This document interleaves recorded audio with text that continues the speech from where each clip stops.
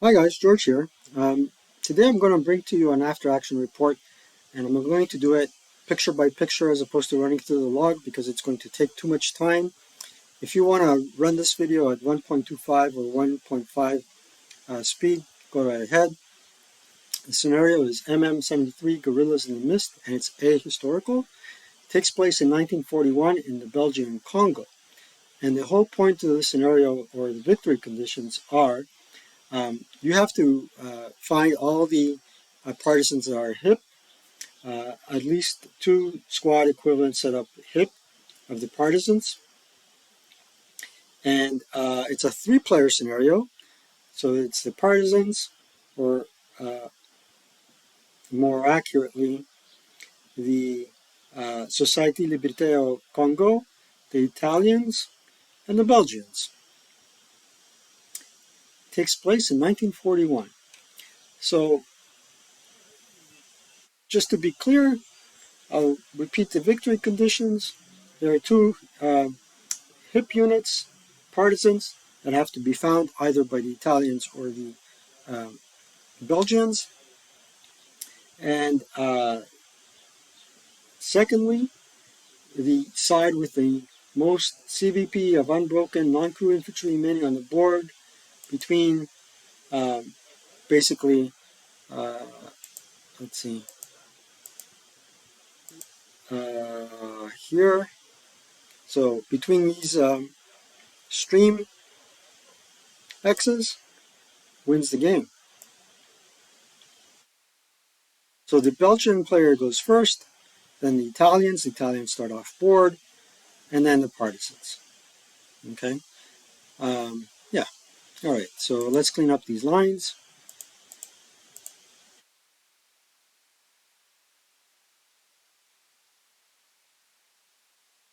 Clean up the chalkboard,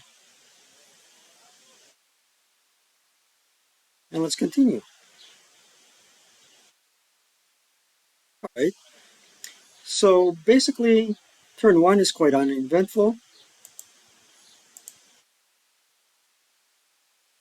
There was an advance in this location, and these units are going here. And I guess they want to make sure that they'll clear this side of the board. Some units are going over the bridge, which is the safest route, I suppose, and the easiest because the armored cars or the Belgian tanks here are slow turtles. And there's a token force going towards the bottom of the board to clear up any partisans in here. Now, you have to understand this is PTO, and the woods represents a dense jungle, which is inherent terrain, and bypass is not allowed with jungle. Okay, so let's take some time and clean up the my chicken scratches again. There you go.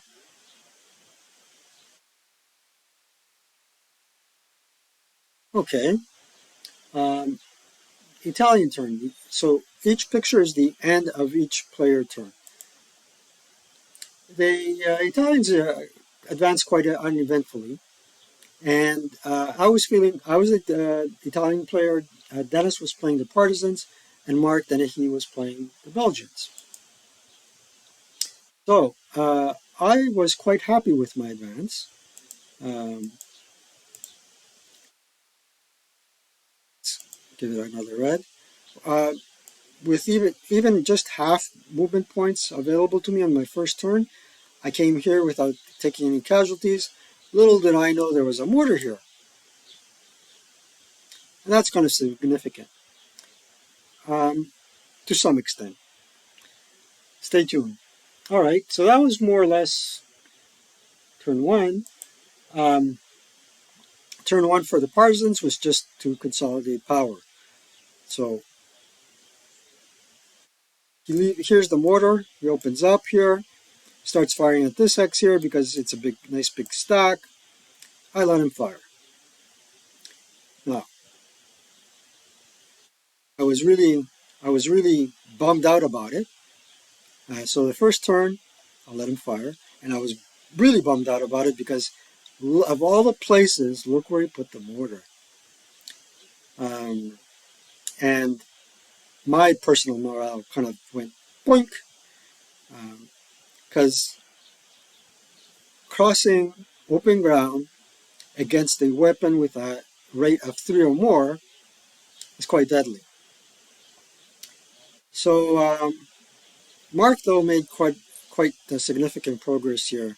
He was smart enough to go um, into the hexes and and uh, and and search. Okay, so let's go to turn two. Turn two, Belgians. So let's clean up the board a little bit.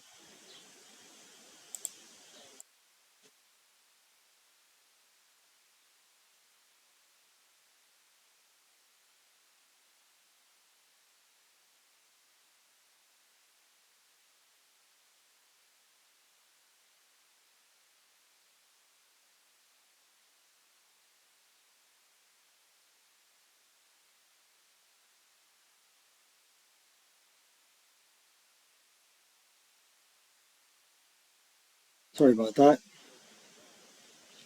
Trying to use this little tool that I have to make lines. All right. Turn two A. Um, we erased that. Um, yeah, all I can say here is there is a nice group of infantry advancing headlong. Looks like a frontal assault to me. Then there are token units advancing to the jungle here to be searched. More units are advancing here, and there's a consolidation of power. All right, 2A, 2B. As you can note, all of a sudden my unit started advancing, and during my defensive fire phase, this mortar tried to fire. Now, prior to that, I had looked at the rule book. And I said, jungle hexes, they have a canopy of two level obstacle. I remember, based on what I've read in um, about Vietnam, um, jungle can be quite thick. Can a mortar fire in jungle? So when I looked at the rule book in chapter G as in George, maybe I should get the PTO module and see how many scenarios there are about Guadalcanal. Now that's a battle that I'm interested in. So let's take a look at that rule. Dense jungle.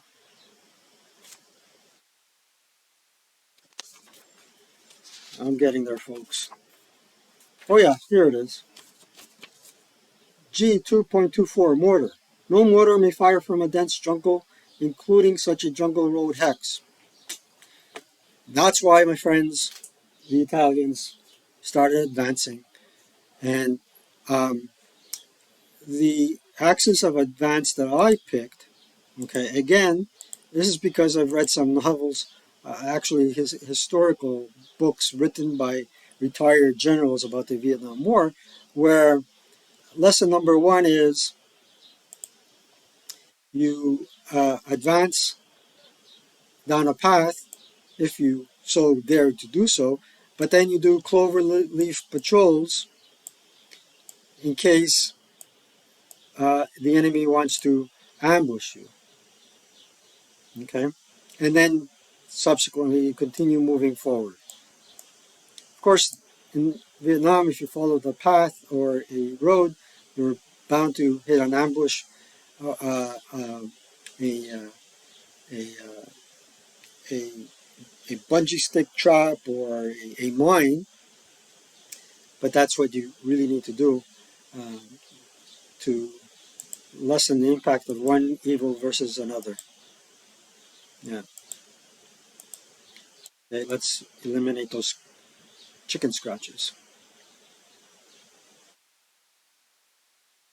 And basically now the partisan player is skulking towards the rear, except in my case, he's starting to confront most of my units here, and here he's building a nice wall of fire group, um, taunting the Belgian player to advance. That was the end of turn 2. Starting turn 3, boom. Let's go back to color red, and let's make that line a little bit smaller. Boom, we find the first hip unit there, um, and a firefight ensues.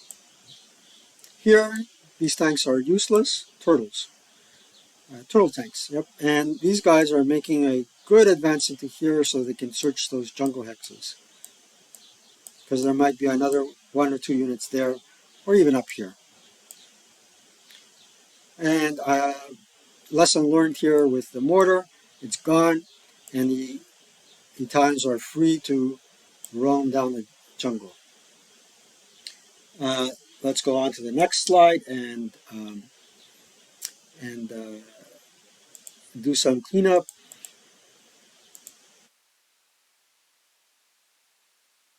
I think Charlie found a friend. He's bringing all the ladies to, yes, gender reveal party, guys. It's Charlie is really a male.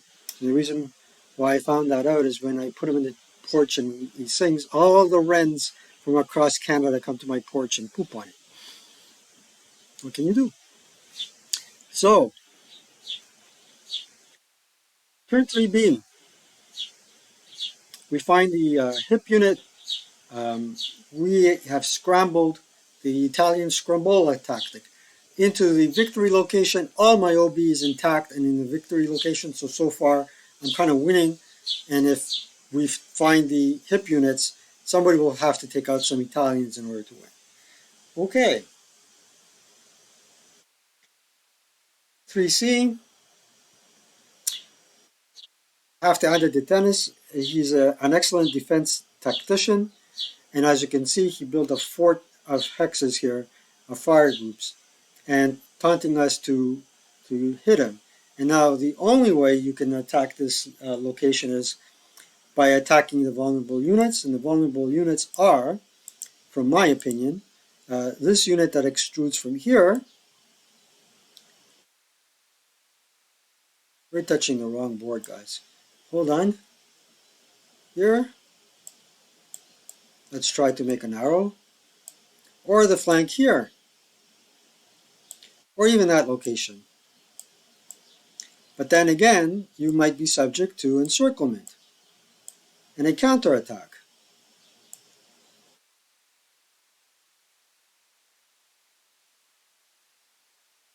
That looks almost like Ukrainian.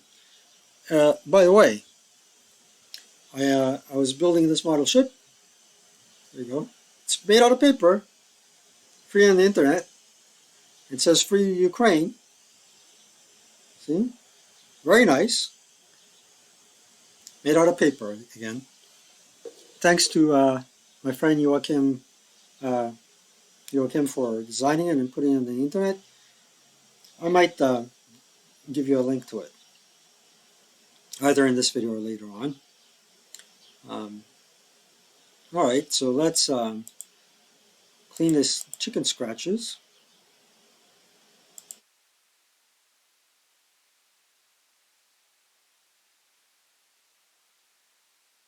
And you might want to watch this video at 1.5 speed. 3C, done. 4A, the Belgians are a bit ineffective here and here with the turtle tanks. This squad held off these units and sent them back for morale checks. Let's zoom in.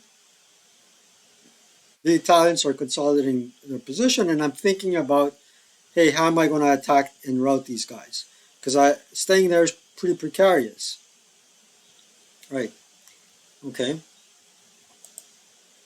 3B. So I started attacking and taking a very assertive, attack rule, because we found one unit, one squad and there might be two half squads or one more squad hiding on the edges of the board, either the top or the last edge of the board. Plus, you've got to preserve your forces while reducing your enemy, right? So I had to get cracking. Now I saw that Dennis actually marked was going on this side of the board,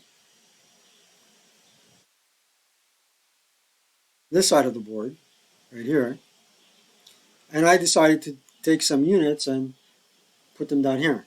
Let's do this chicken scratches so everybody can see, because I'm not sure you guys see where I'm pointing to. So it looks like Dennis is trying to actually mark, is trying to cover this side of the board. So I'm holding here steadfast while also checking this side of the board. At the same token, I cannot discount the fact that he has units coming here and here.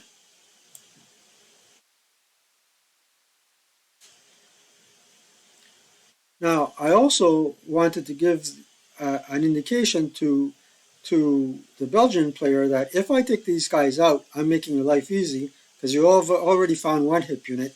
You're likely to, given the disposition of your forces across the board, you'll find another hip unit and you'll win. So there was a bit of diplomacy and uh, head games going on. Let's clean up the board. Tools, boink, and uh, size here. Let's do that.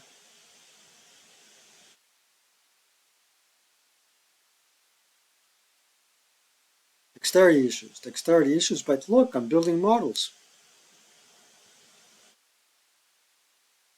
By the way, I cannot wait until Putin and Lavrov are hanged for war crimes. But anywho, that's neither here or there. Okie dokie, let's continue.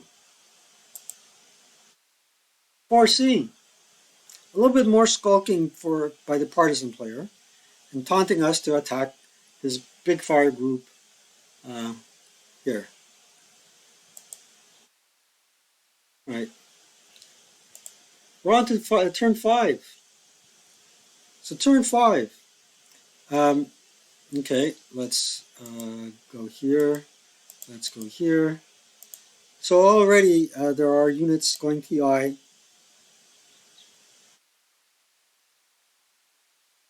Okay, let's do it here.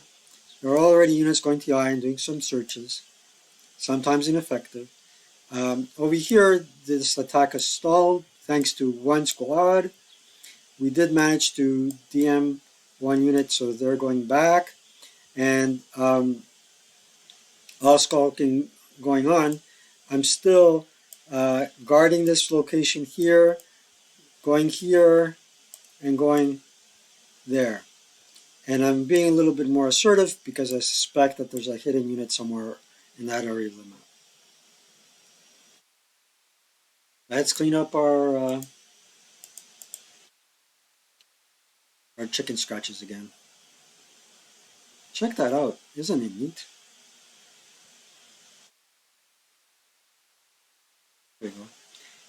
Next turn, 5A, 5B. Here I am, going around, attacking the flank.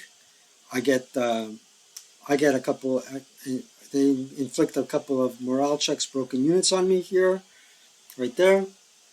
So let's do the chicken scratches. Right. So routing down here, advancing around, trying to get to the rear. Okay. Guarding against the advance of the Belgian players with my trusty Italian tanks, and going here to ward off these fellows because they're half squads and squads, and to find the other hip unit. Partisan. Partisan, last turn of turn 5. Let's clean up the chicken scratches.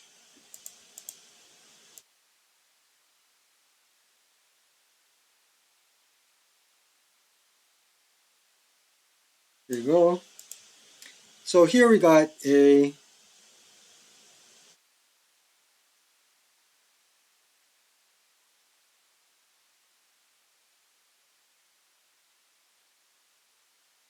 Here we got, finally, a close combat.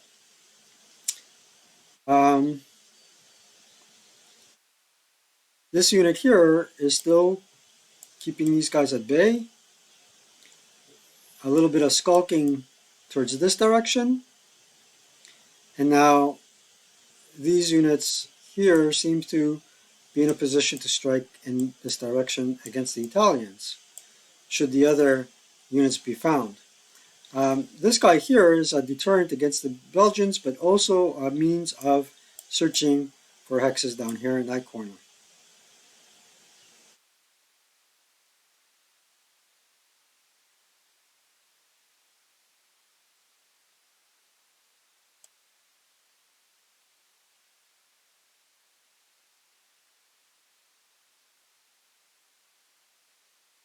There you go.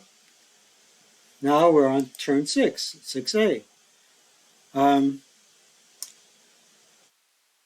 let's go to our tool, and then we can try and write our name in Arabic.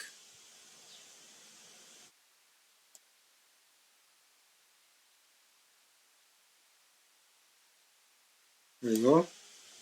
And from right to left. And then we can see that there is still a melee in here. And it was a bit of a type of melee that continues for a turn or two. There is casualty reductions. It keeps your opponent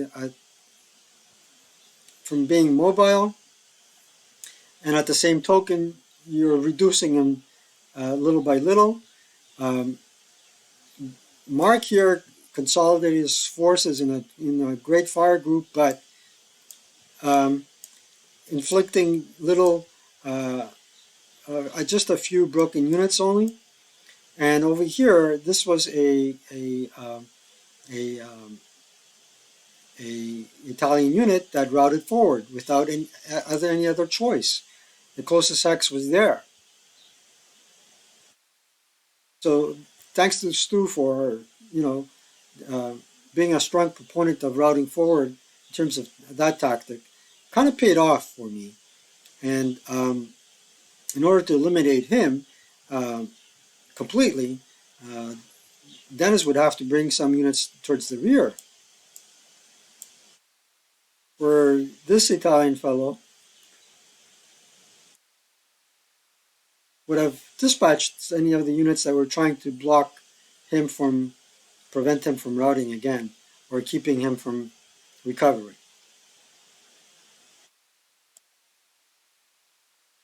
Okay, let's remove our graffiti.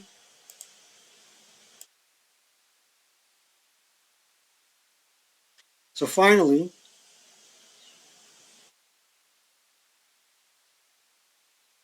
let's zoom in.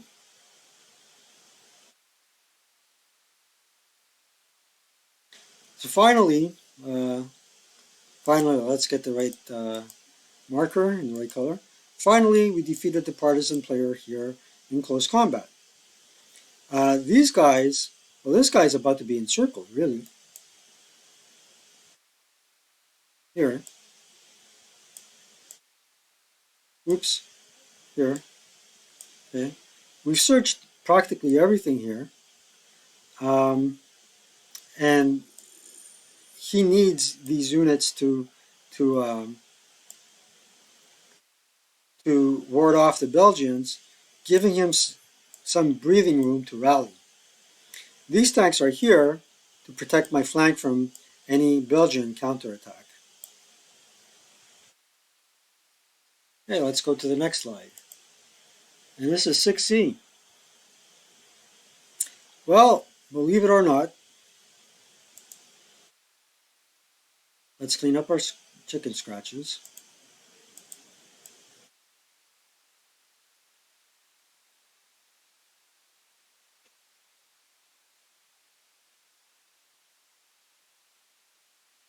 Here they go, reappearing again.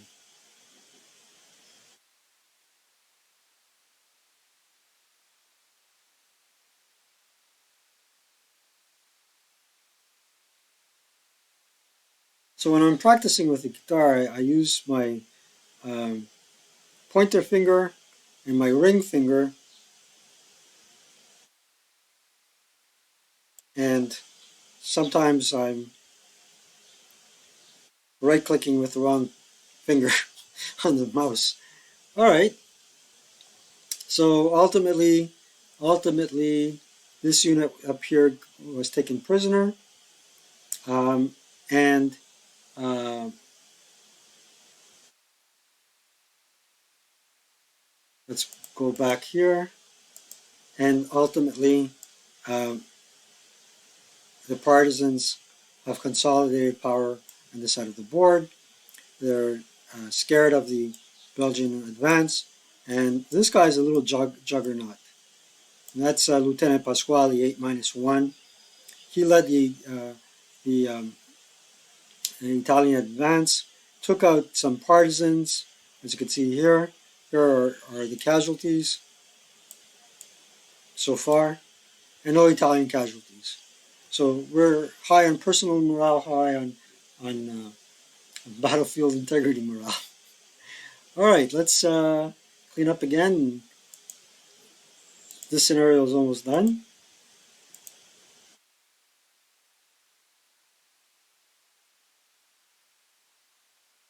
I'm not sure if I said this earlier, but you can watch this at 1.5. It'll be perfectly okay. Okay, 6, 7A. It's the last turn of each player. So what happened here was, um,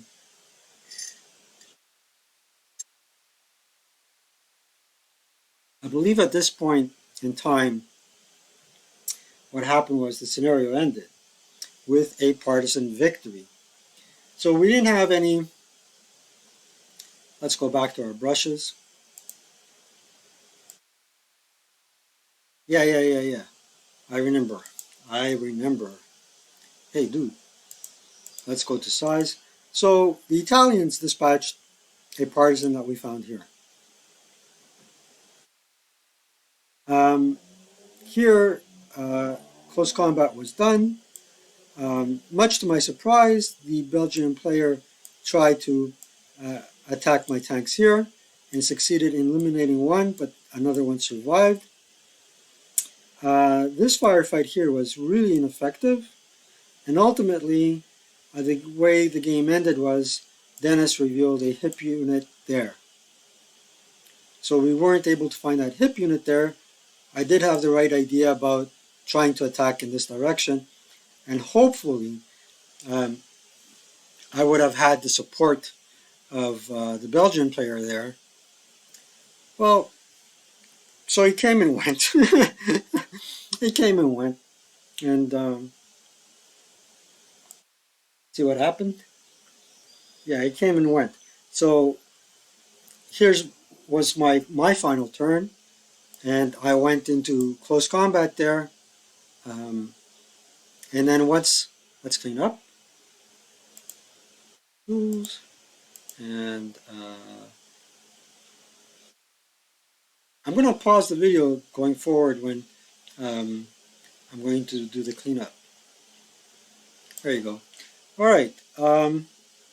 So size and color. So went into close combat there, and it turned out to be another close combat where attrition was the name of the game. And I came close to finding the. Uh, let's focus in on the action. There we go. I came close to finding the unit in question, but not close enough, and that's how the game ended. At which point, Dennis revealed the hidden unit there, and we all conceded and said, good game. Kind of reminds you, it's so entertaining and so fun. It reminds you of the Three Stooges, and I know I called Scott, Neil, and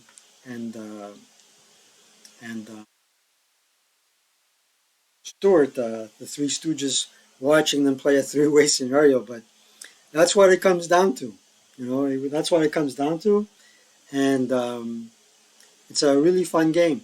It's a really fun game. Would I play it again? Sure, I would. I'd play it again, switch sides. Um, Really fun. And also, it's a great way to learn PTO and that you can't fire mortars from a jungle hex, which is great. It's interesting. It's, you know, it models, it attempts to model some real polemic facts, if you may. Yeah. So that's it for today. I spoke for a good long 30 minutes. Again, I noticed that the channel is growing. And of course, I am internally grateful to all the subscribers, the new ones, as well as the ones that have been with me since the very beginning. Without you guys, the channel could not have grown. I needed a foundation before I could build walls, and I feel that, this channel is going in the right direction. Now, I do have two different topics in this channel, one of them being squad leader. The other main topic is Canadian taxation, and I love Canadian tax. I've been doing it since I graduated from McGill a long time ago, and it both the hobby and my job require knowledge, and it's really remarkable how I picked up that knowledge and in such a short period of time and doing wonderful things with it, both on a professional and personal level.